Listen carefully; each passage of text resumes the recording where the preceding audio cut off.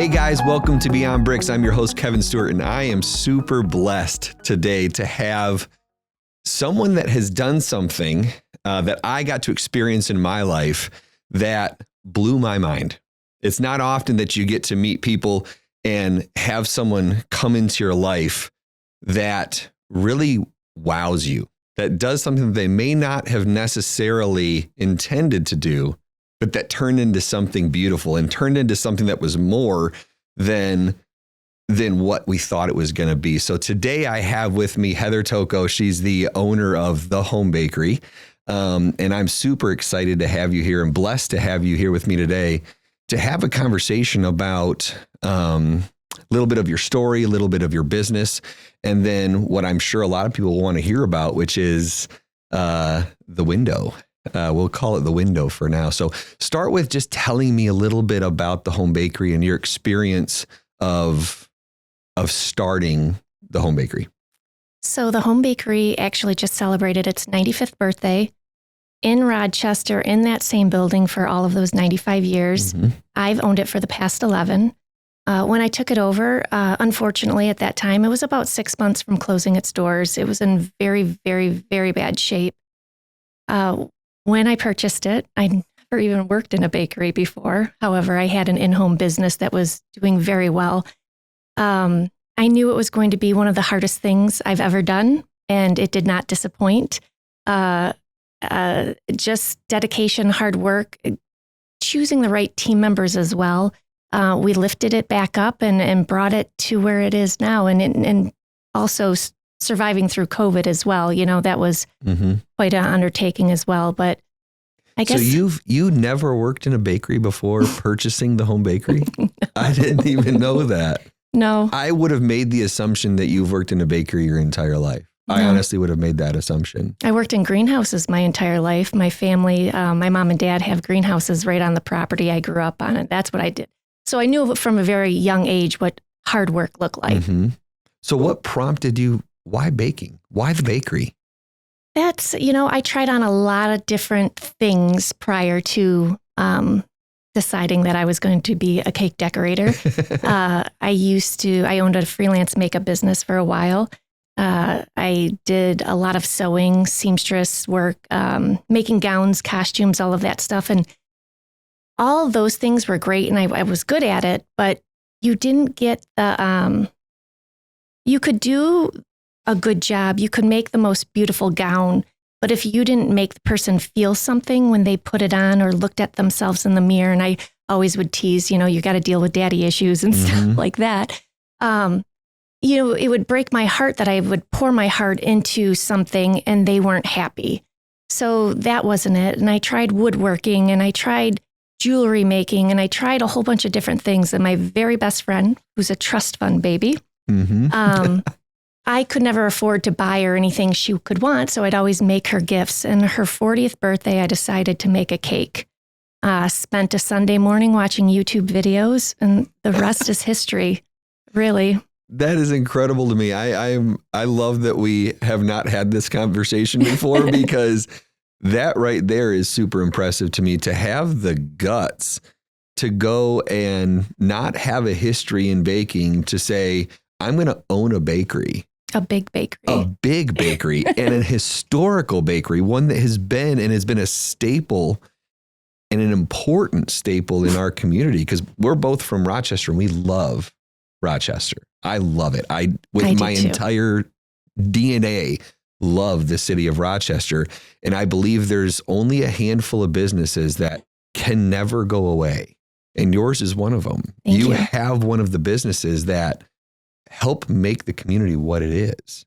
Thank you. And I love that. But man, to have the guts to step into that without ever doing it is so impressive. And the fact that you've operated it in a way that has elevated the business, because I truly believe that you have elevated the bakery from what I remember as when I was a kid to what it is now. And there's an excitement to knowing then what's next and where are you going with it, because you're not just a baker, you're a business owner, right? I feel like I have to do that more than anything, right? Run the business. It's a lot. I mean, we've got 25 employees and I don't get to decorate nearly as much as I want to, that's for sure. But it's always an adventure every day. It's so much fun. It really is. And I have the best team in the world. Yeah. The best team. That's awesome. So before we talk about the Lions window, which is why you've got your Lions gear on today, and I love it. We have to. I kind of feel silly that I didn't wear Lions today. Okay, we'll let it. All right, I wore pink. I thought it was cute. I appreciate it. It's one of my favorite colors. But tell me a little bit, because this isn't the first window you've done. I mean, I've been around. You've been doing this since you opened the bakery. Yeah. Where did that idea? What was the idea behind that? Well, if you've been to downtown Rochester during the Christmas time, it's Christmas on steroids, right? We take Christmas very seriously. We are a Hallmark movie. Exactly. We are a Hallmark movie. And I have a very large window. I believe it's 6 feet tall by 12 feet across. It's a lot of space to fill. My first window I did was frozen, and I instantly set the bar very high for myself. I remember that one. Vividly remember that one. I guess 11 years ago, right? That the internet wasn't what it was that it is then, that it is today. So what it put me on the map. Everybody knew that it had changed. Something was different. And I felt this immense amount of pressure on my chest. Like I had set the bar so high that there's no way I could reach it again, right? The whole concept of putting that window together was, filling the space and trying to create a destination that they're not just going to walk by the window, that people are going to stop and photograph the window and make it memorable. And now it's stuck. It caught on. It's using the window to create a memory for the community. Exactly. And that goes beyond bakery. That goes to connection. That goes to human personal connection of being a part of the community and wanting to be something that's memorable inside the community. And the window's done a very good job of that over the years. In fact, the amount of times that I get asked as someone who's in town, in and around town every single day, that I wonder what the next window is going to be. I don't think you realize how much people look forward to you changing your window. I mean, I remember the Minions window when you did like all the side windows with the Minions, like so cool. You've got so many great memorable windows. I mean, even before the Amon-Ra window, you did Deadpool and Wolverine and played upon that. So are you intentionally seeking out like current trends? Like how are you deciding what to do next? So we're looking at we're trying to ride the coattails of what's going on, whether it's movies or something in the news or, something that's going to help it gain momentum more quickly, right? So it's generally characters. The movies tend to be the biggest inspiration because you want people to come, photograph, smile, right? You want some nostalgia too, right? When we did Rudolph and what was the other one that we did? My mind's kind of going blank. Beauty and the Beast. That was one of my favorite ones too. Just, make you feel young again when you're standing in front of the window. And I know that it's a lot of the team, but how do you make a cake look so stinking real? I mean, the amount of times that I have walked by with people and somebody goes, oh my gosh, that's a cake. The reactions, like from my standpoint of watching people go by and saying, hey, did you realize that entire window's made of cake? And they're like, there's no way. And then they'll stop and they'll get real close. You probably have to chuckle just sitting in the bakery with people in awe going, that's actually real. That's a cake. No way. Like, how do you get to that? Like, that's a skill that I don't even understand. Like, most people can't draw what you found a way to make out of cake.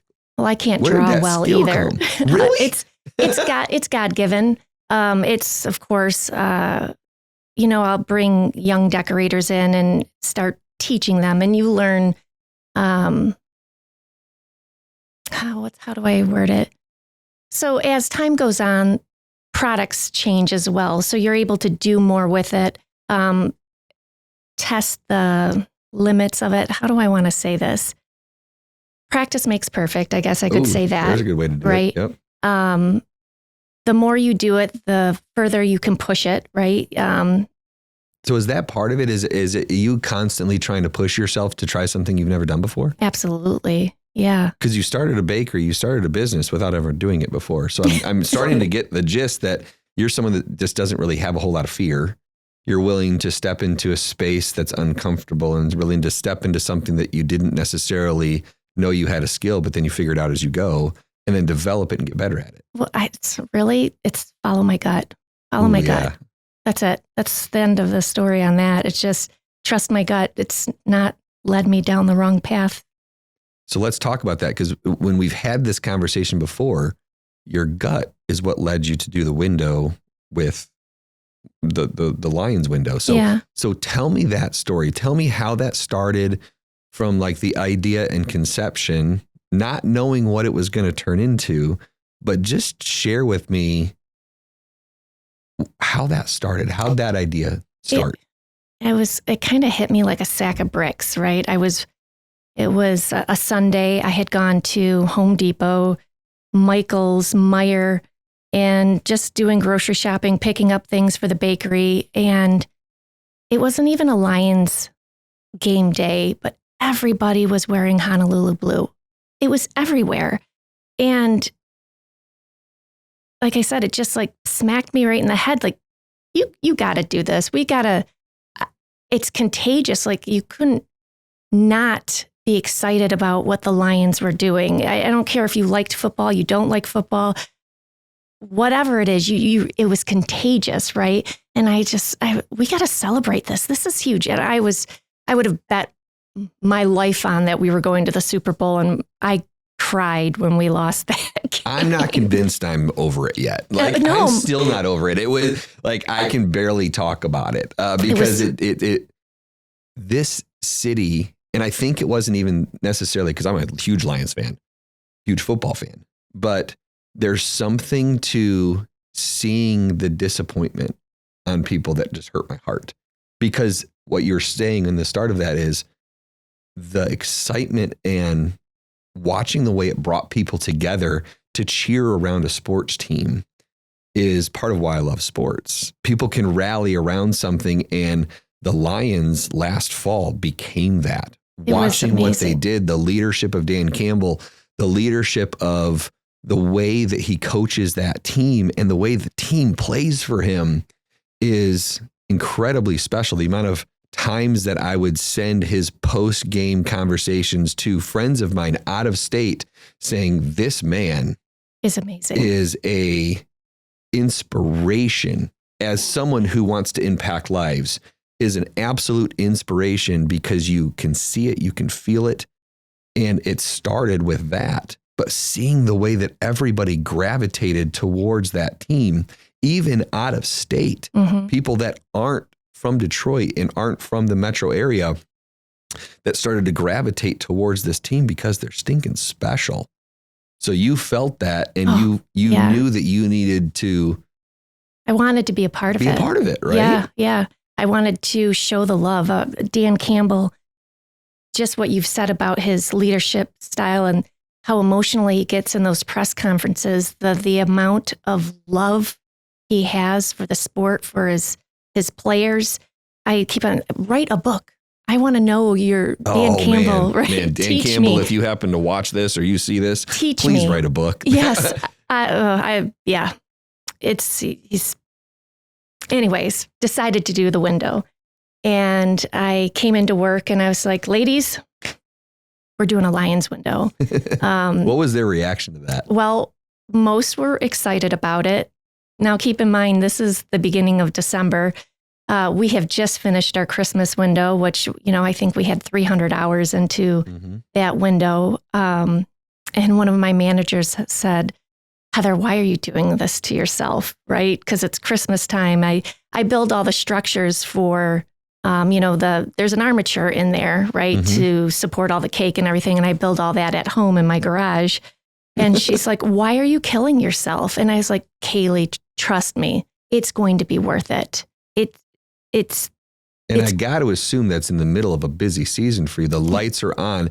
it's literally the big show in December in Rochester. That's where the businesses are booming, where they're booming, and it's their big time. And it's so our busiest in the midst time of that, in the midst of your busiest time of year, you decide, I'm going to take on another project. Oh, I love it. I'm going to take on this big project. Yeah. So what did the creative session look like? Did you come in knowing the window that you wanted to do, or did you sit down with the team and workshop it? It came pretty quickly. St. Brown on his head, very memorable. It was on socks, Christmas ornaments. It was one of the best moments of the entire season. It was a no-brainer. It was so cool. And then, that figuring out how to fill that big space, keeping it, I don't want to say scaled down, because we had very limited time to be able to work on it between everything else that the holidays were doing. Old Detroit first popped in my head, the marquee letters, that was big to me. And just as we were thinking through it is when they had painted the lion on the field black. So that's when we decided, well, let's do New Detroit with the black lion in the background. So, and we created those marquee letters and the lion as well. And then representing Dan the Man, we had a Dan Campbell quote on the side of the window. It was very cool. Yeah. There's so much nuance to the windows that you've done. And even when you stand across the street of utilizing the windows at the top of the building, I've always appreciated walking by and seeing the small nuances, because there's so much attention to detail that at first glance, most people aren't going to see, but you guys really do think about everything. Yeah. You pay attention, which is neat. So I wish we had more time too. Like I could do so much more. So you decide to do the window, you create it. I remember seeing the video of you finishing it, right? I remember seeing that clip of you finishing it, and you're like, all right, that's it, right? And so then you put it in the window. And what happened next? Friday, January 3rd, I put it in the window. Completed it about, I think, 9:30, 10 o'clock at night. And people are already, I don't even know where they came from. We're already photographing it. It's like, Jesus, let me get them in the window. He's not even in the window yet. Had you posted anything about it? Not yet. Okay. I think I might have just moments before put something on Instagram, a little teaser, like a close up of my face and an upside down 14. Yeah. And then one of my team members came and filmed the little content so we could do some teasers. And I go home, and then I'm getting ready for bed because I'm actually leaving for Florida. I think I had to be at the airport at like 5 a.m. The next day, yeah. Perfect time for a vacation. My phone's ding, ding, ding, ding. And then I get a text message from one of my team members. She's like, oh, by the way, I posted everything we filmed. I said, Mary, I said, I'm leaving. I go, when 247 shows up, and they will, you have to do these interviews. She's like, oh no, you turn that plane right around and you come right back. So I go to Florida. By the time I have gotten my bags, I've already done 2 interviews. By noon on Saturday, St. Brown's people had already contacted me. The NFL had, DraftKings, ESPN. I had 4 interviews lined up for the following day. Great start to a vacation. Yeah. And super relaxing. I was with family too. My nose was in my phone the entire time. And somebody sent me a video outside of the bakery on Sunday, and a line that went all the way down the side of it, and we're not even open. And I just looked at my husband and said, I got to go home. I got to go home. So got on a plane, came back home, and it was, I don't want to say it was mass chaos, because it was certainly organized. I have a killer team, but it was all that they could handle without me being there. That's for sure. One of them said, Heather, what did you do? I was like, you're like, I don't even know yet. I don't even know. I made a neat cake. Yeah. I did what I do. I made a cake and put it in the window. So you come back, ESPN has called. I mean, it went everywhere, right? I mean, Sports it was all Illustrated. Sports Illustrated. Everybody, Access Hollywood. Wow. Like everybody wants to cover this story.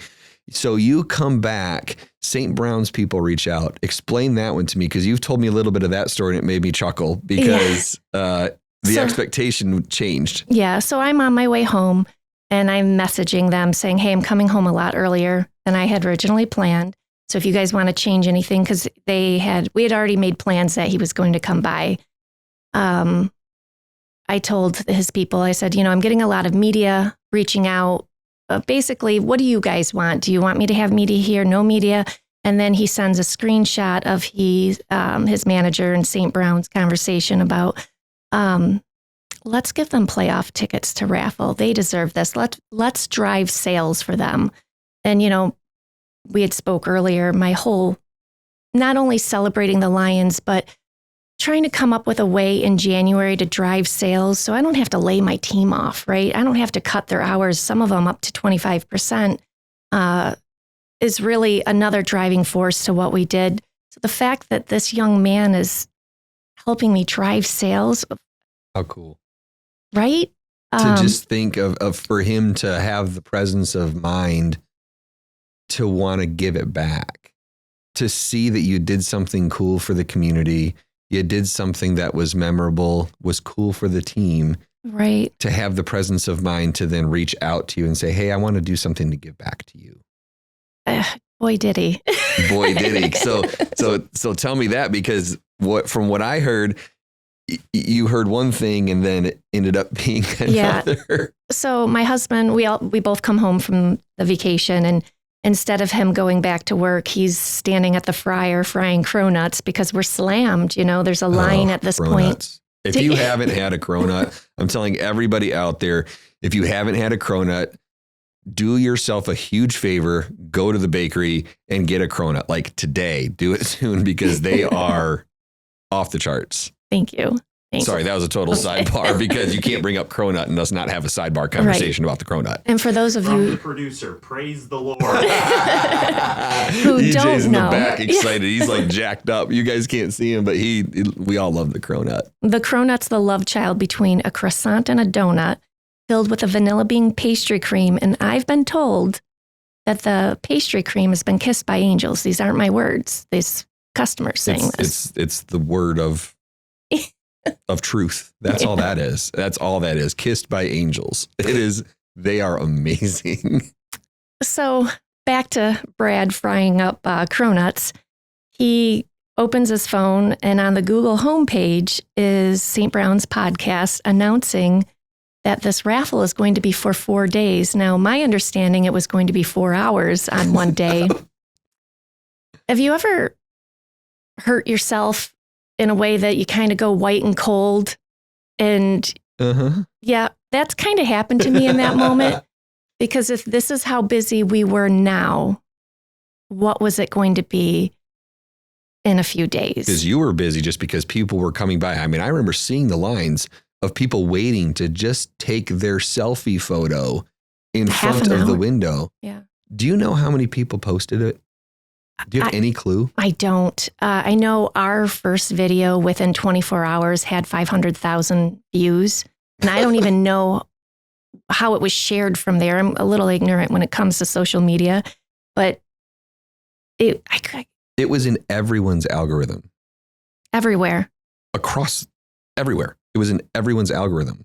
The amount of times I saw it posted, my entire news feed for probably my face for a week was literally the bakery, the cake. You finished. I mean, it was incredible how much it attached. So you now have 4 days. I've missed all my ordering deadlines from all my suppliers, which first I looked at Brad and I said, I gotta go. I marched right down to Christy, our DDA, our Downtown Development Authority, who does such a fantastic job with all the events in town. And my head is whirling at this moment, and I'm stumbling over my words, and I'm like, what do I do? This is already not getting out of hand, but this is all I can handle. It's at a capacity for you to where you're like, uh-oh. Right. Forget having to lay people off. Where do I find bodies to help? That's another funny thing. We were having friends of team members, family of team members that I'm just messaging on the phone, and they're showing up, and here's somebody running my cash register that I don't actually know. I had never seen their face before, but I've messaged with them. Then they're like, "Oh, hi, I'm Brittany. Brittany, nice to meet you. Thank you for pitching in and helping." And that was kind of fun that all of these people just came together and made it happen. It was really beautiful. And that, again, going back to our DDA and our police department, our public works department, our fire department, they blocked off the street. They set up the stanchions. They brought out outhouses.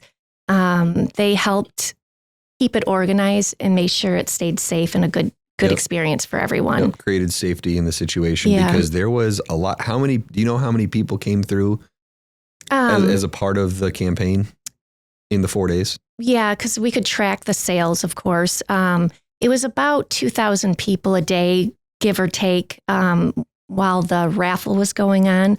Prior to that, I should have looked at the numbers, but it was a lot. It was a lot. Well, and I remember you guys posting towards the end of the day of, we're not taking anybody else in line today.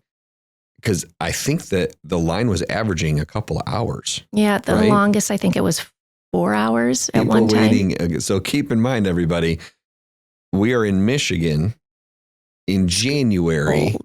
It was a cold January. So you have people standing outside for 4 hours to come in to buy an item to get the chance to win Lions playoff tickets. Yeah, to enter into the raffle. That tells you how big the Lions craze was. And I think that people love doing it because they got to be a part of it. One of the things I heard you say is the community rallied around this. And I know they did because, the flattery of every window in town started to have a nuance of what you did. It was great. It was really great. How cool great. is that? Yeah, I loved it. And I was like, paint the whole town blue. Let's do it. Another thing that was humbling and just beautiful is a handful of letters and cards that we've got from people living in the community, other business owners thanking us. Here we're just doing what we love. And the beautiful thing is so many people gained from it. I think they reported that average foot traffic during that time was up 46% compared to what it would normally be that time of year, previous years. 3 businesses reported that their sales were over double expectations. Wow. Within that time. I had 2 bartenders, tears in their eyes, thanking me because in an amount of time that it would usually take them that time of year, 9 to 10 days to make what they made in 3, that they were able to pay down bills. And it was just that. So you followed your gut. You listened to that little voice inside that says, do something cool. That cost you money, that created something that went well beyond your business, that impacted so many people around you. That's the best part about it. I mean, think about that. Like, I'm sitting here thinking about that in just complete awe of what it did for everybody around you because you had the courage to do something, and to take action. I keep thinking, how can I do that again? Create that magic? That was, what can I do again? Not just for me, it was. But you had your very first window. And I heard you say it earlier. How am I going to do that again? Yes. Then my Game of Thrones window, that went viral. Yeah, how am I going to do it again? And every time you do a window, how am I going to do it again? And the one thing that I've learned and observed about you is you do it again. And somehow you figure out a way because you come from a space of doing the right thing. And you come from a space of wanting to tell a story by using the real estate that you have to do something that will create human and personal connection. I don't know if you realize you're doing that, but people rally around what you're doing that is beyond baked goods. I think that you weren't a baker because you're not a baker. That's just a talent. But what you are goes way beyond baker. You're a connector of people. And I don't even think you realize it. I don't think I do either. I don't think you realize that you've been given a gift that you've now used to give back to the world that has allowed people to connect with each other in a really, really elevated way. It's pretty cool to witness. It's super special. Yeah. Like it's super special because it's organic. It's not forced. It's natural connection. And I know that you have some fear of how do I do it again? But I think the last handful of years have proved to us that your gut's probably going to figure it out for you. I hope so. Don't let me down. And I'm excited to see, and I think everybody out there is excited to see what's next because you have so many eyeballs on you now. A lot of pressure. It is a lot of pressure. It's a lot of pressure. It is a lot of pressure. So let's talk about that for a second without giving any spoilers or alerts. But do you know what's next? Do you have some ideas? You've got to have some things on the side that you're going, all right, I got some ideas cooking. Well, I got next year's January Detroit Lions window worked out in my head. You got a good idea? I got a really good idea. So we're going to run it back in December and you're going to do another playoff run? Absolutely. Does it have a Super Bowl trophy in it? I think I'm just going to... Gosh, we can only hope. I'm just going to start with that Vince Lombardi trophy in the middle. Just put it out there into the world and let fate take over, which is awesome. I'm just in awe. I really am. And I don't think you realize the depths of what you've done for the city of Rochester and how important you are to a core part of the city. And it's special to have the chance to be your friend and have the chance to sit here and talk with you and, reminisce and learn about some of the pieces of what you did and what you're continuing to do. And I have an excitement for it. I have a huge excitement for it. So as you're going through this and as this is all settled down, so right now it's a couple months later, the dust has settled a little bit. Looking back, is there any ahas? Is there anything that have come off of this that you've let settle into your brain to go, huh? Yeah, I think so. I had a meeting or met with Oakland University's PR and marketing class, and they had said something to me that the light went off. My window has nothing to do with cake. It's about bringing the community together. And what I realize is as people are thanking me for doing this and these lines, that I didn't realize how much we needed to be brought together. Oh, man. And that this window, like right now, there's a wedding cake in it because it's wedding cake season for us. That I really need to look at it different, that we do need to be brought together. And will my window single-handedly do it? No. But to help drive pride in the community, that's its job, right? That's my job now. Mm-hmm. And I'm figuring it out, right? I have this big, great thing that happened, and I'm still unsure of everything that happened to me. It hasn't soaked in. I still don't have a full grasp of it. And I don't know that I ever will, but it has changed the way I look at that window, and that we really do need more of this sense of pride in the community. And Rochester is an amazing place to live, own a business, all of that. But I need to look at it different. I need to approach this differently, and what that exactly means for the next window, I'm still figuring that out. And I think that's an okay place to be, because what your brain has told you is the truth, which is that you now have an opportunity to continue to do something that matters to other people. And you get to do something that brings people together in the midst of a world that is torn apart right now, is divisive. People are upset. People are frustrated. You get to have this beautiful opportunity to be someone that brings people together from all walks and all belief systems, to bring together over a cake and over a window. And how special is that? It's pretty cool. It's pretty cool. I just want to say thank you. Thanks for coming on today. Thank you for sharing the story. And mostly thank you for doing what you're doing for the city. And what you are doing matters. And I've said on this show, and I've spoken about it on every episode that I've done, that go out and be yourself and be the person you're meant to be, because the world needs who you are. And I believe that you are seeing that you have something super special inside of you, and the world is desperate to get to know that. And I believe the greatness that you have inside you that we haven't seen yet is super exciting. And it's going to be really fun to be able to be around you and know you and see what's next, and maybe get a little inside scoop every once in a while.